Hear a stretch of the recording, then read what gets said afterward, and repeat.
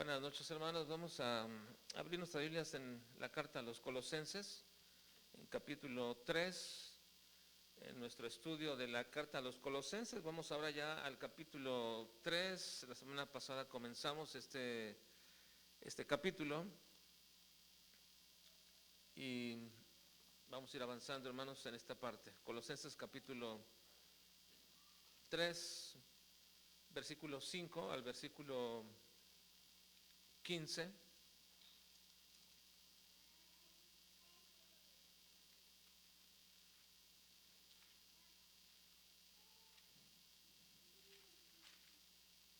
Esta es la segunda parte de nuestro estudio de la semana pasada en el tema, en el subtema que estamos llevando de la carta de los Colosenses. La carta toda, recuerden que trata de la supremacía de Cristo, es decir, Cristo es supremo, está por encima de todo. Y en nuestro pasaje que estamos observando en esta semana, desde la semana pasada, es bajo el tema: nuestra forma de vestir honra o deshonra a Cristo. Y esta es la parte 2, ¿verdad? Porque la parte primera ya la observamos, ya la vimos, pero esta es la segunda parte. La semana pasada observamos dos cosas. Primero, que la vestimenta del cristiano no solamente es referente a la vestimenta externa. Cuando yo hablo aquí de nuestra forma de vestir honra o deshonra a Cristo, no me estoy refiriendo a la vestimenta externa, sino a la vestimenta interna. Es decir, la Biblia nos habla varias veces, varias ocasiones, de la vestimenta que el creyente tiene.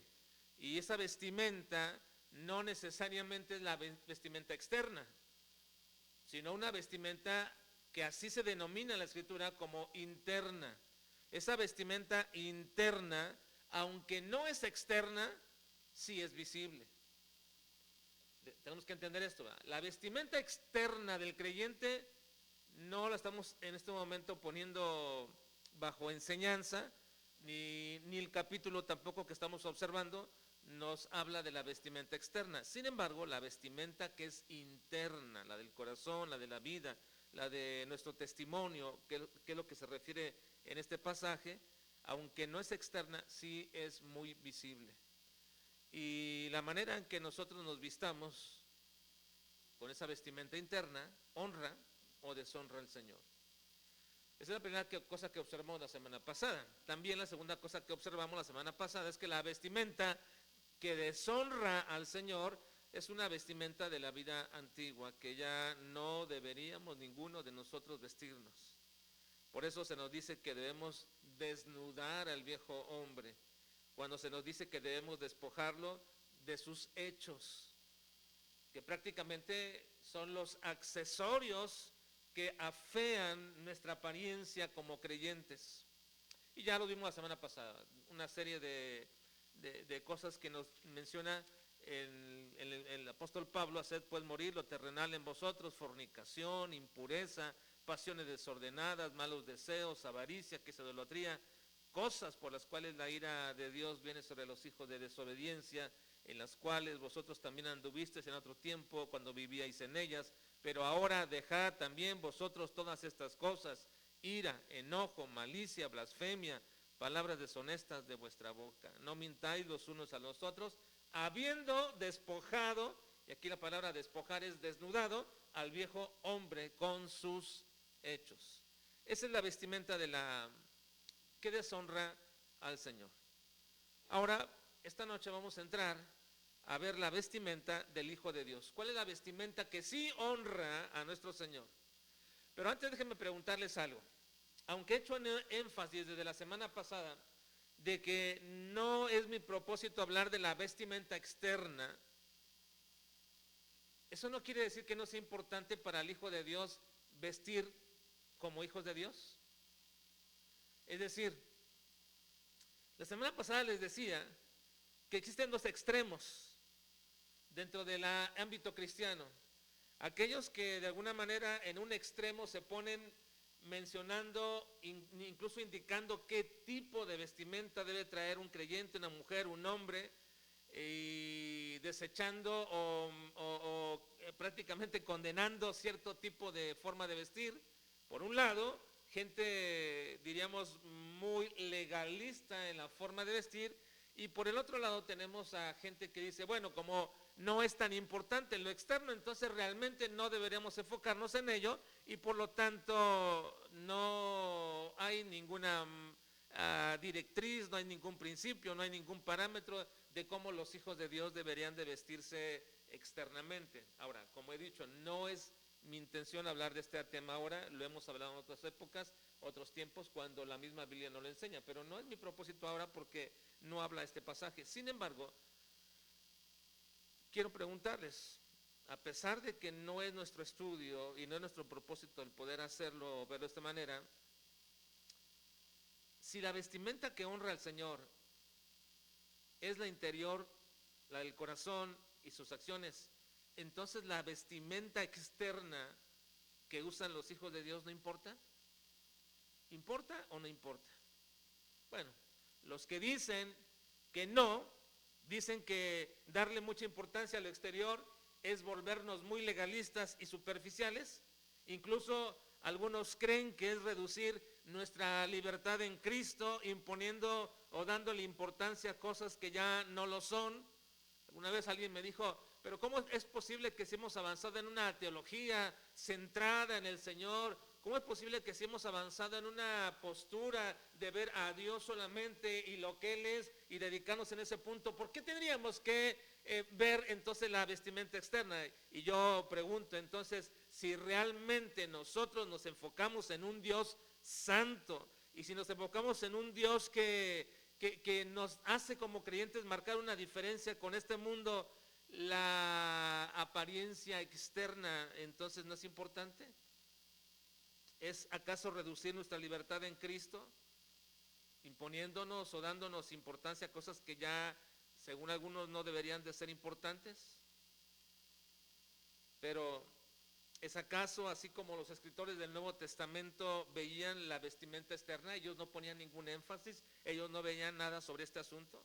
Por supuesto que yo no quiero decir, hermanos, que desde mi punto de vista y mi posición como pastor, no impongo absolutamente a nadie ningún código de vestimenta en el sentido de cómo deberían venir vestidos aquí. Es cierto que dentro de los que ejercemos un ministerio y desarrollamos algo dentro de la iglesia, dentro del grupo de todos los que estamos ahí haciendo algo, tenemos un código de vestimenta que debemos respetar, como en todas partes, por ciertas razones que dentro del grupo decimos, ¿verdad? Pero el hecho de venir aquí a la iglesia, a ninguno de ustedes obviamente les imponemos ninguna manera de vestir. Sin embargo, eso no quiere decir que la Biblia no nos dé parámetros respecto a la forma de vestir.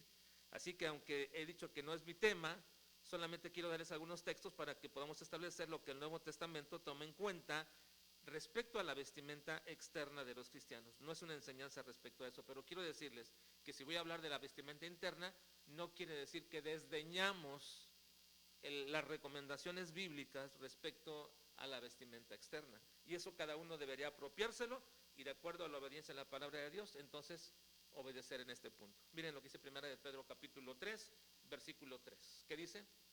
Leamos. Leamos todos. Vuestro atavío,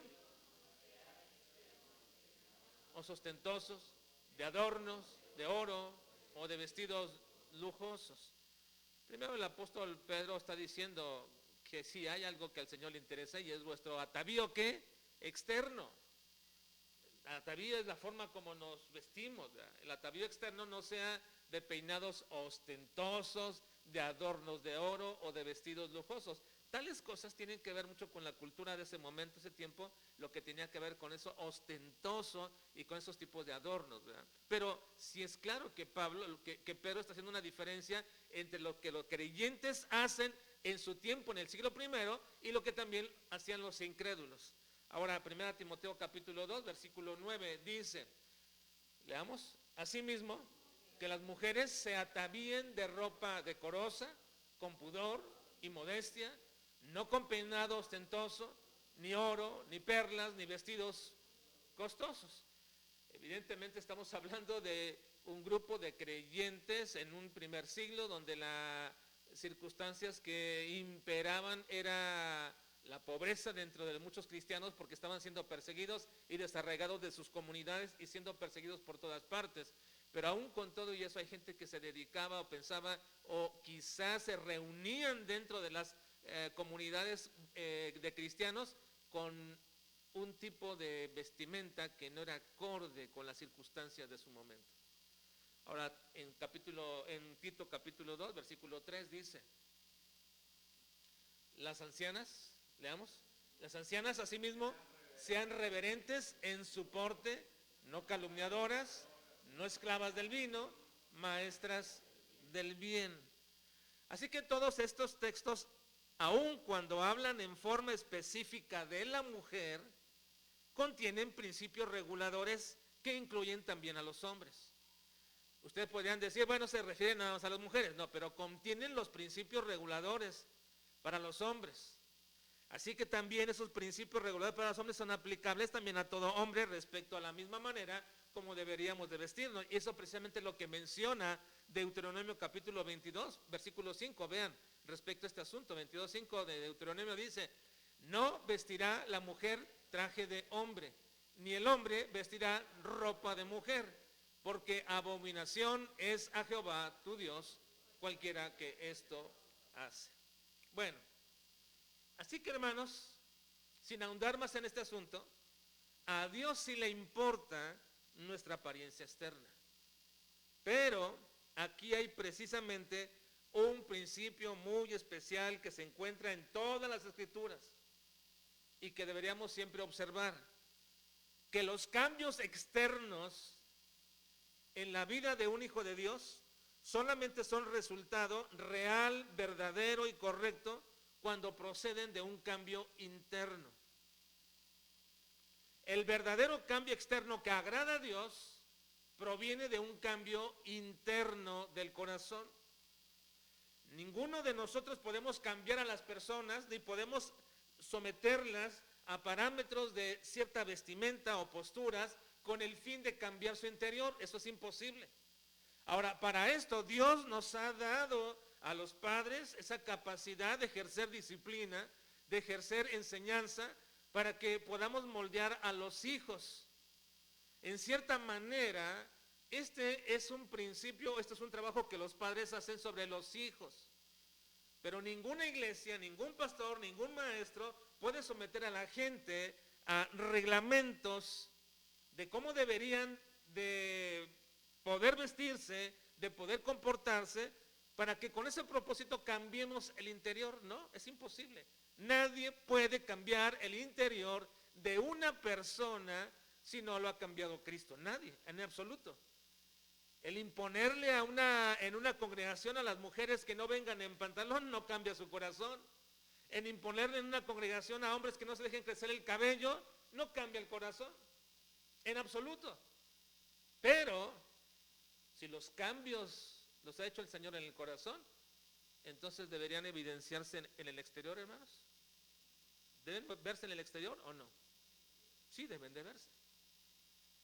Y deben verse en el proceso y en la disposición que cada vez ese creyente o esa creyente van siendo transformados, pero no por una imposición legalista o reguladora de una iglesia, sino por lo que Dios hace en el corazón de cada uno de nosotros.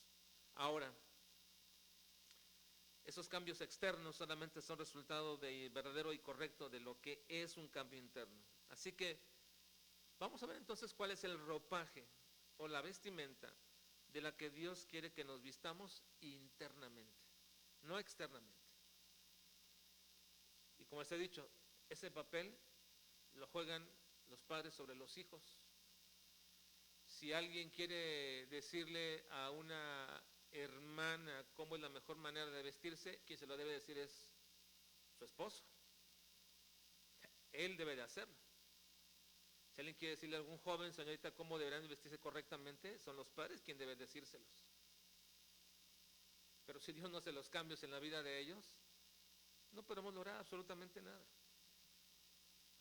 Pero hermano, lo que sí la Biblia nos dice, y lo que sí la Biblia abunda en la palabra, en su palabra y en su mensaje, es la vestimenta interna, de la cual ya nos referimos la semana pasada. ¿A qué nos referimos con la vestimenta, con el ropaje interno del corazón? Vamos a ir al versículo 10 donde nos quedamos la semana pasada. Versículo 10, capítulo 3, versículo 10.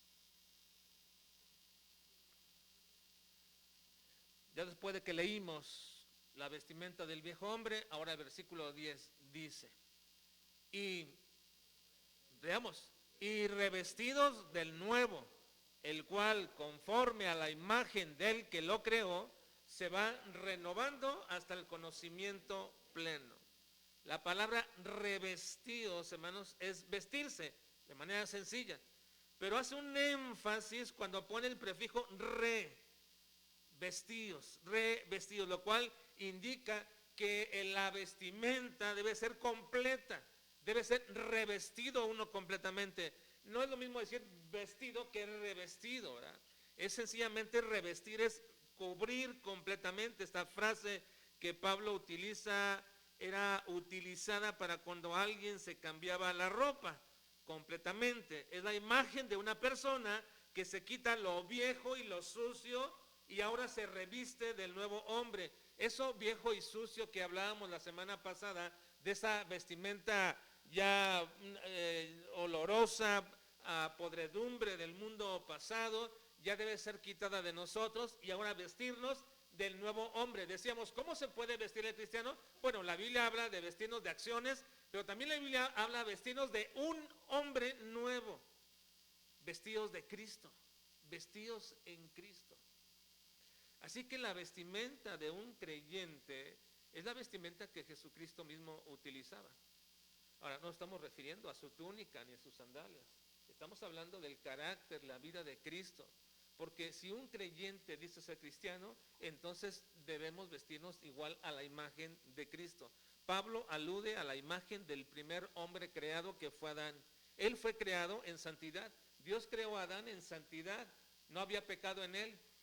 No fue creado en inocencia. Adán no era inocente. No es que no supiera lo que tenía que hacer.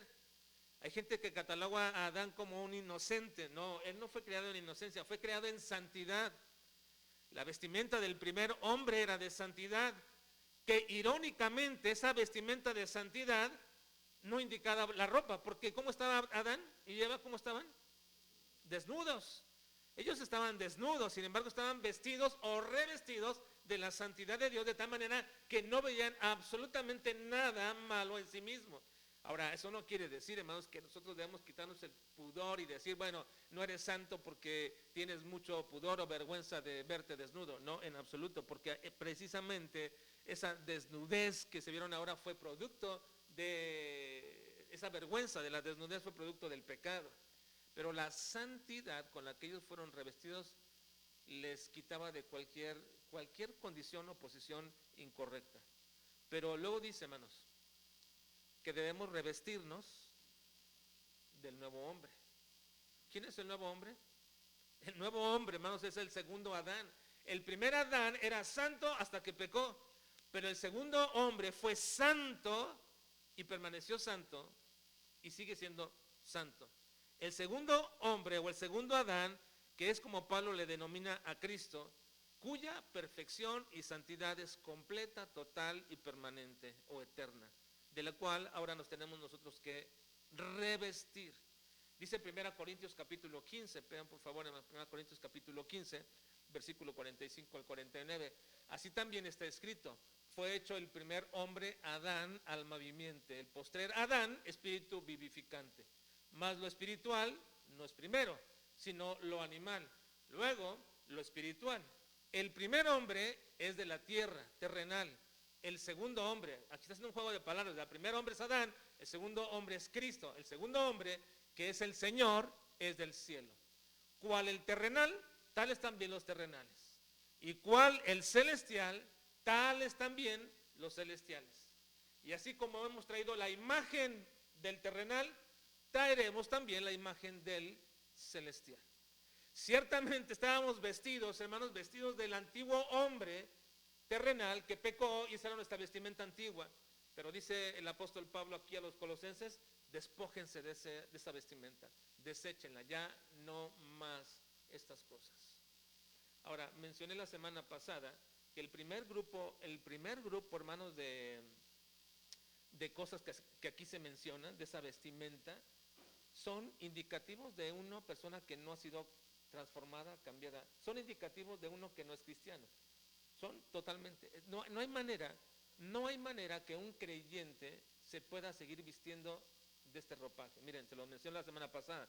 Haced morir pues lo que terrenal en vosotros. Terrenal es la vestimenta del viejo hombre. ¿Y cuáles son esas cosas, vestimentas del viejo hombre que ya no existen en el nuevo hombre, en el nuevo creyente? Bueno, fornicación, impureza, pasiones desordenadas, malos deseos y avaricia que es idolatría. Esas cosas son vestimentas del viejo hombre. Ya no las puede traer el nuevo hombre. No puede ser que alguien con estas vestimentas diga que es cristiano, aunque venga a la iglesia.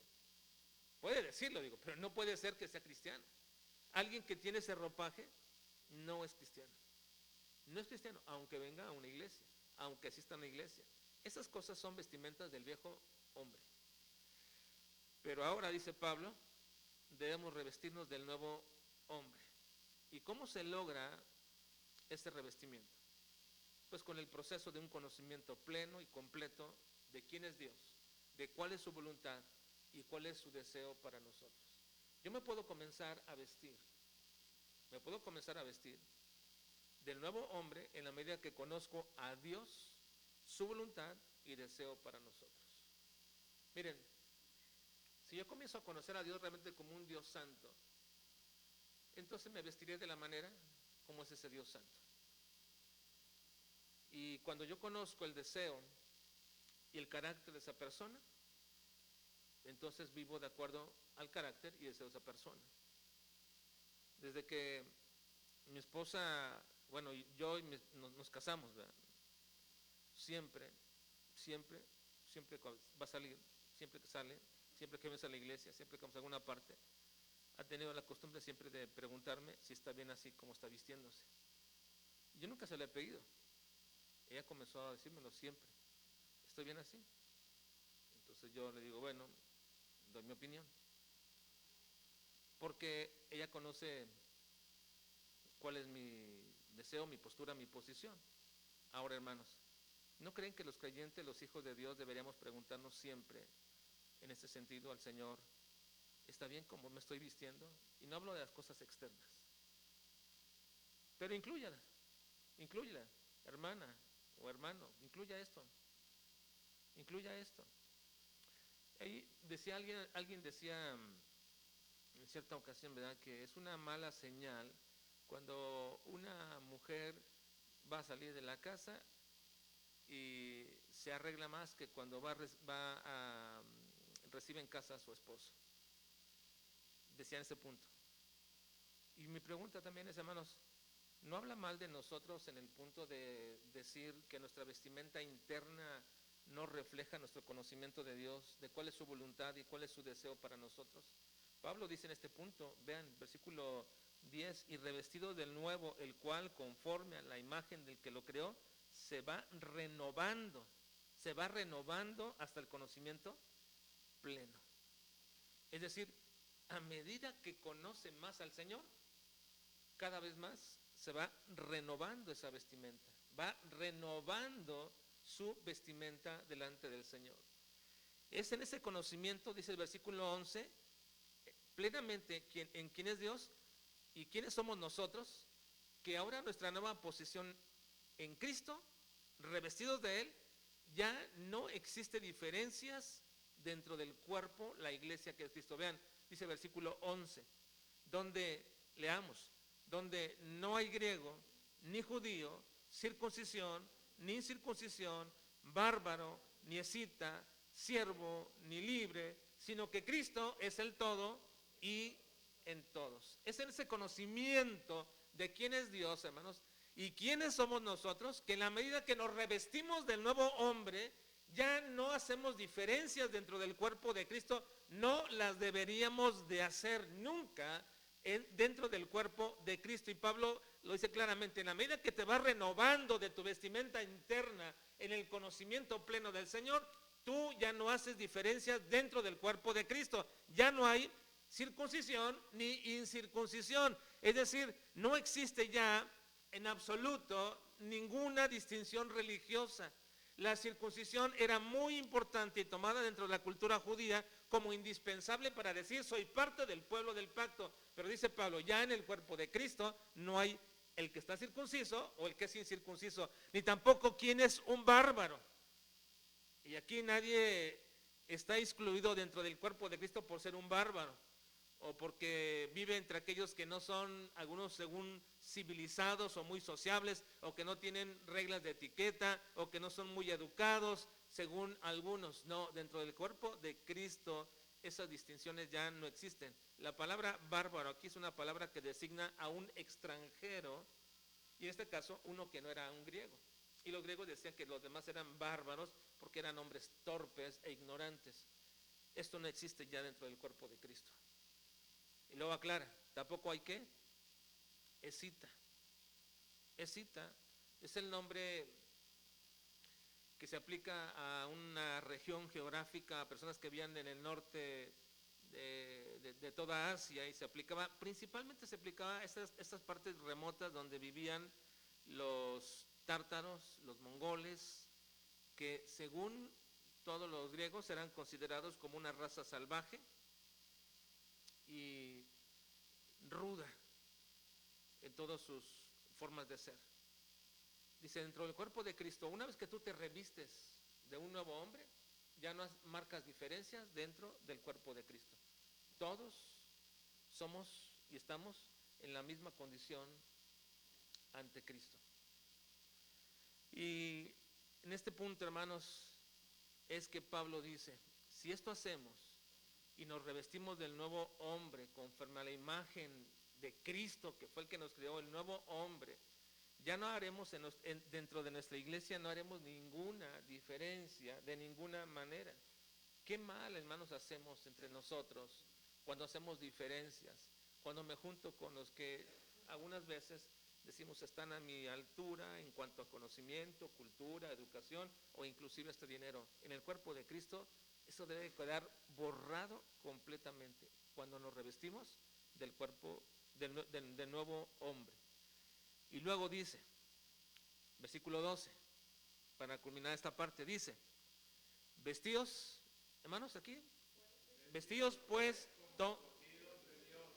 santos y amados, de entrañable misericordia, de benignidad, de humildad, de mansedumbre, de paciencia, soportándoos unos a otros y perdonándoos unos a otros. Si alguno tuviere queja contra otro, de la manera que Cristo os perdonó, así también hacedlo vosotros. Así también hacedlo vosotros. Así que la vestimenta del creyente es vestidos o revestidos del nuevo hombre. Pero luego dice versículo 12, vestidos pues como escogidos de Dios. Debido a esto, dice Pablo, vestidos pues, ustedes pues, vístanse como escogidos de Dios, porque es la nueva vida, la nueva mente, la nueva práctica de un creyente. La vestimenta debe ser de acuerdo con la posición de los que son llamados escogidos de Dios. Ahora, esta palabra a muchos les causa problemas, ¿verdad? Escogidos de Dios. A muchos les causa un problema escuchar esto, vestidos como escogidos de Dios. Pero aquí no solamente habla de la soberanía de Dios al escoger, sino que también habla del deseo de Dios. ¿Para qué te escogió? ¿Para qué te escogió? Es decir, nos escogió con un propósito, y que aquí se enumeran esas características de la vestimenta del creyente. ¿Cómo debemos vestirnos como escogidos de Dios? Y hay que notar, hermanos, que cada una de las cualidades aquí mencionadas tienen que ver con las relaciones personales que tenemos entre nosotros como cuerpo de Cristo, como hijos de Dios. No hay mención de virtudes aquí como de que la inteligencia o la eficiencia que tienes, ni siquiera la diligencia en hacer algunas cosas o el esfuerzo para poder hacerlo. Simple y sencillamente habla de condiciones muy importantes que nos hacen mantener nuestra vestimenta como escogidos de Dios. ¿Cuáles son estas vestimentas? Vean, vestidos como escogidos de Dios. ¿Cómo? Santos y amados. Santos y amados. ¿Por quién? por el Señor, obviamente. Vístete como un santo llamado de parte del Señor. Ahora, ¿cómo es uno que es santo llamado por el Señor? Es de entrañable misericordia. ¿Se acuerdan que en ocasiones pasadas, en los jueves pasados, hablamos de lo que es las entrañas, hermanos? Entrañable. Cuando hablamos de amor entrañable, ¿de qué hablamos? ¿De dónde surge eso?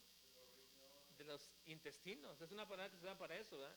En aquellas épocas hablar de lo entrañable era como decir, no decían te quiero con todo el corazón, como hoy decimos, ¿verdad? No decían, no decían te quiero con todo mi corazón, decían te quiero con todas mis entrañas. Ahora, todavía lo dicen, ¿verdad?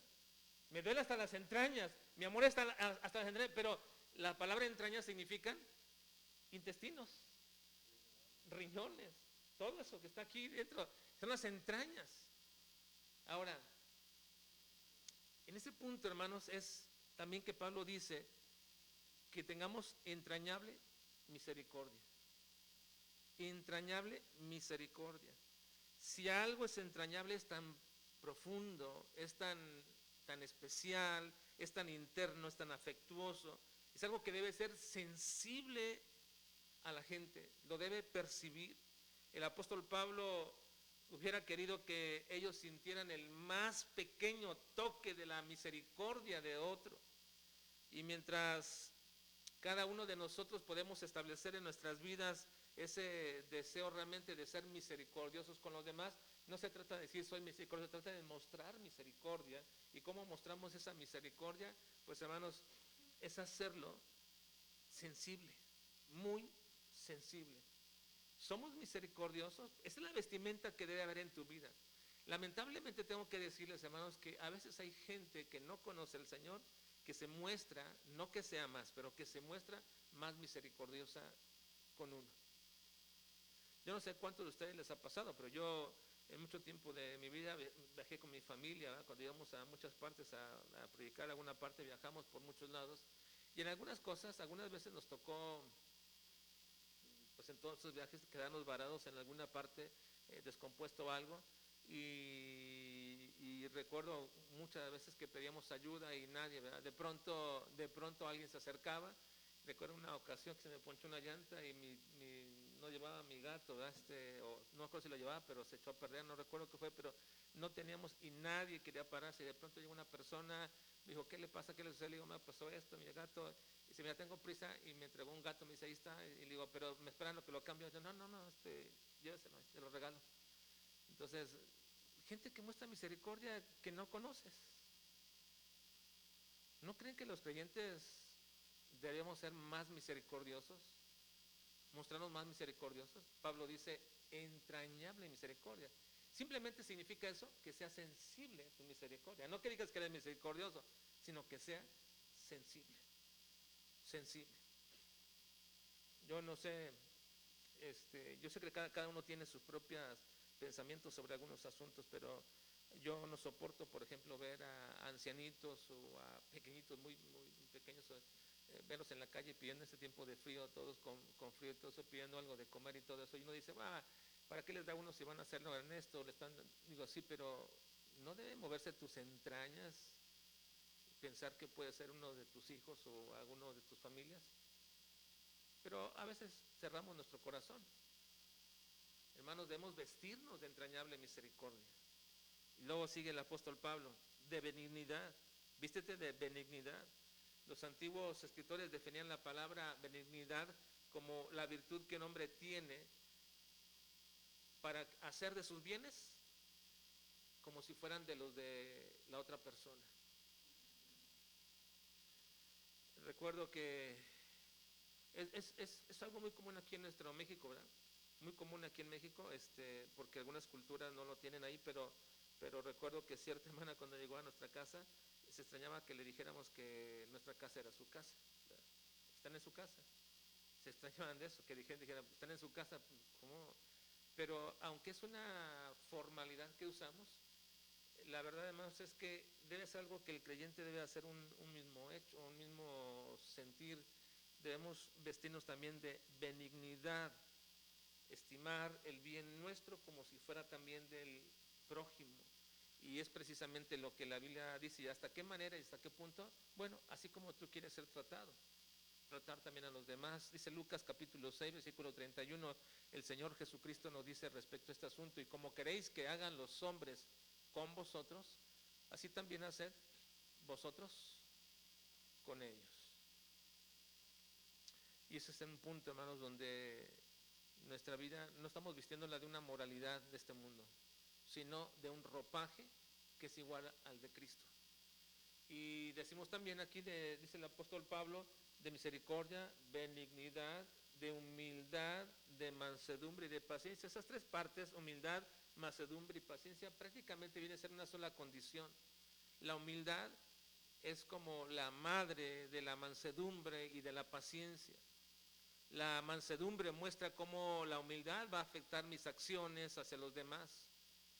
Yo puedo establecer en mi vida que no hay un deseo en mí de dominar a nadie, ni de manipular a ninguno, ni obligar a nadie para obtener mis propios fines o mis propios deseos. Aun cuando tengamos el poder para hacerlo y la habilidad también para poder hacerlo, no deberíamos nunca nosotros persuadir a nadie mediante nuestras acciones, tratando de hacer, hermanos, que nuestra humildad o hacer que nuestro poder sea beneficiado por lo que queremos hacer. La humildad es algo que debe afectar nuestras vidas verdaderamente, hermanos, verdaderamente. De tal manera que debemos seguir el ejemplo de Jesucristo. Dice Mateo capítulo 11, versículo 29 respecto a este asunto. Dice el Señor Jesucristo: llevad mi yugo sobre vosotros y aprended de mí, que soy manso y humilde de corazón, y hallaréis descanso para vuestras almas. Así que, hermanos, nuestra vida debe revestirse, nuestro corazón, nuestras acciones, de verdadera humildad. Nos cuesta ser humildes. A la mayoría nos cuesta ser humildes, aceptar la opinión de otros como superior a la nuestra, y nos cuesta que los que están debajo de nosotros, quizás en cuestión de liderazgo, podamos nosotros tomar su opinión, o nos cuesta permitir que hagan respecto a lo que creemos que puede ser mejor, porque nosotros lo mandamos. Pero luego culmina el apóstol Pablo diciéndole a los colosenses: vean, soportándoos unos a otros. ¿Es fácil soportarnos, hermanos? ¿Es fácil? Sinceramente, ¿es fácil soportarnos? No es fácil, ¿verdad? No es fácil soportarnos. Pero dice aquí: soportándoos unos a otros, y luego perdonándoos unos a otros. Si alguno tuviera queja contra otro, de la manera que Cristo os perdonó, así también hacedlo vosotros. ¿Qué mal hacemos? Cada vez, hermanos, me doy cuenta de esto. Pero qué mal hacemos, hermanos, con quejarnos de algunos con otros. ¿Qué mal hacemos en todo esto? La verdad, hermanos, hace unos días hablaba con cierto joven de nuestra iglesia. Qué mal, qué daño han hecho a mi corazón algunos quejándose de los líderes. Me lo decía dolido en su corazón. Me han hecho mucho daño por las quejas de los líderes, de gente, de maestros. Hermanos, si alguien tiene una queja, de la manera que Cristo os perdonó, así también hacedlo vosotros. Porque aquellos que no podemos perdonar, hermanos, es porque no nos hemos dado cuenta que nuestro pecado, nuestra maldad y nuestras faltas han sido más grandes hacia el Señor. Es que pensamos que lo que me han hecho a mí es más grande que lo que yo le he hecho al Señor. Pensamos que el pecado que han hecho otros es más grande que mi propio pecado.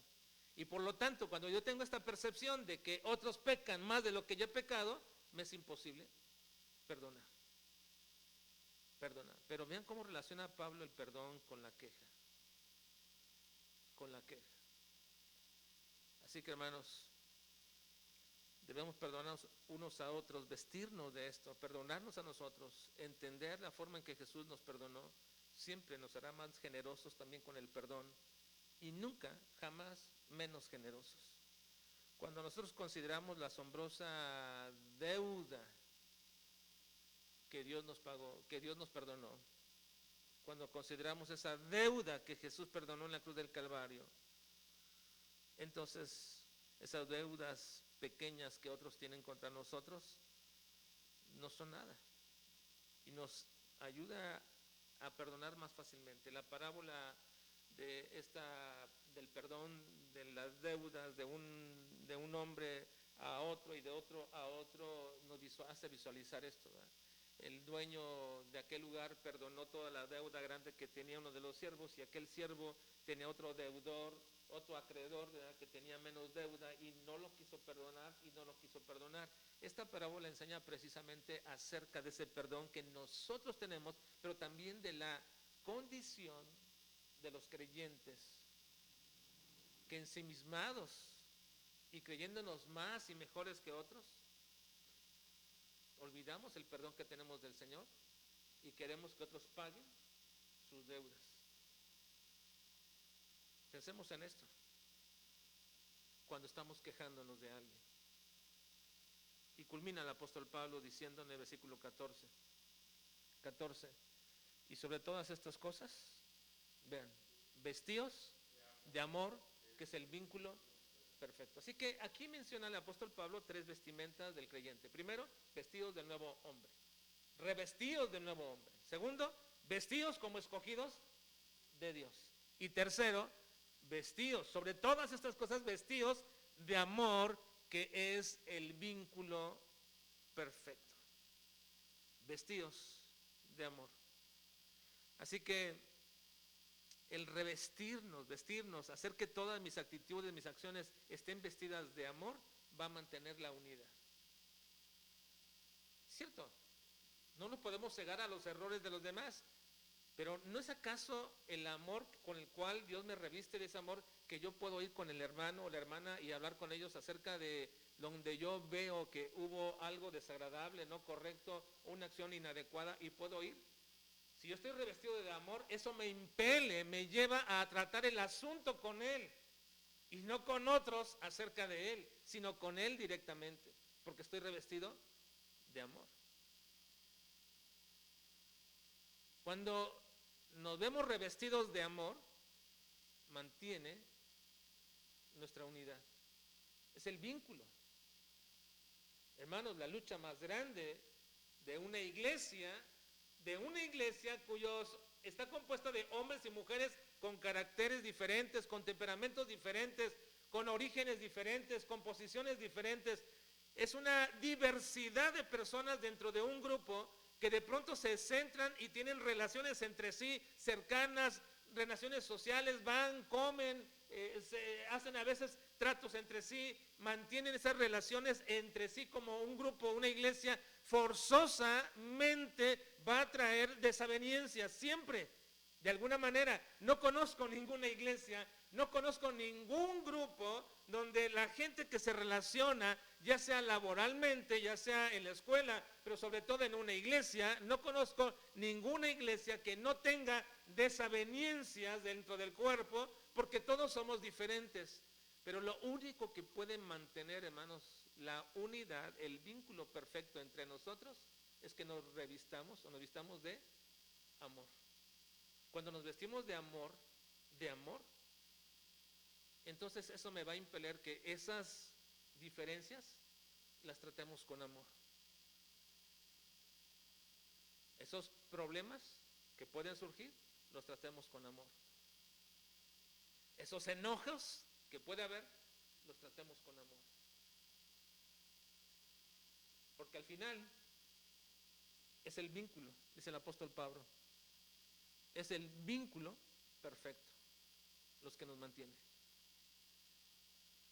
Así que, hermanos, si hacemos esto, dice Pablo, la paz de Dios gobierna en vuestros corazones, a la que asimismo fuisteis llamados en un solo cuerpo, y sed agradecidos.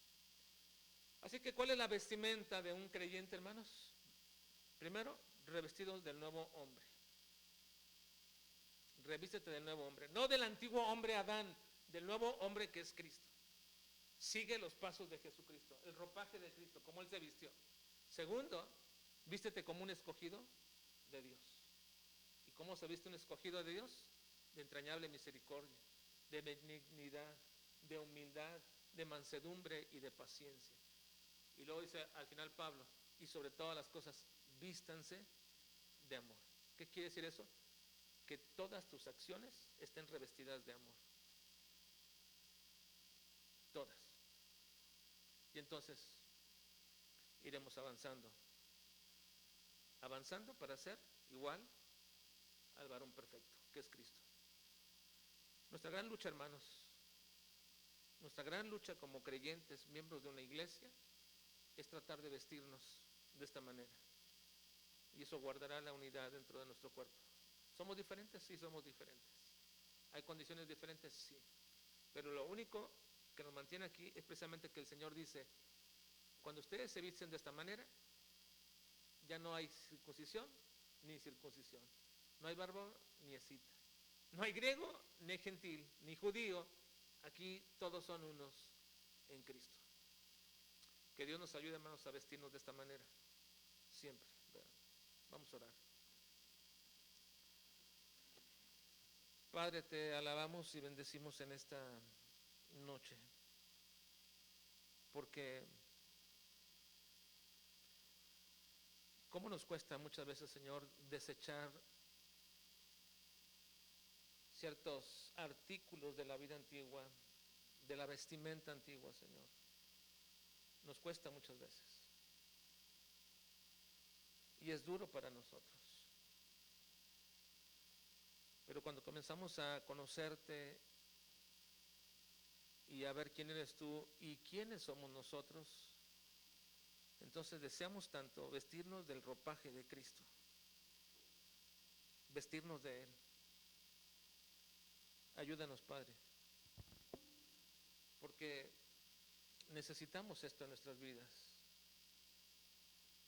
Necesitamos vestirnos como escogidos tuyos. Necesitamos revestirnos del nuevo hombre. Y sobre todo necesitamos vestirnos del amor en nuestras vidas. Ayúdanos, Padre. Fortalece nuestra iglesia. Fortalece, Señor, este grupo, este cuerpo tuyo, Padre, para que podamos siempre observarnos, vernos con toda mansedumbre, con toda paciencia, con toda misericordia, para que podamos, Señor, realmente hacer que nuestra vida comience a figurar tanto interna como externamente como hijos tuyos. Ayúdanos, Padre. Lo suplicamos y lo pedimos en Cristo Jesús. Amén. Vamos a culminar, hermano, nuestro tiempo de esta noche con el tiempo de oración.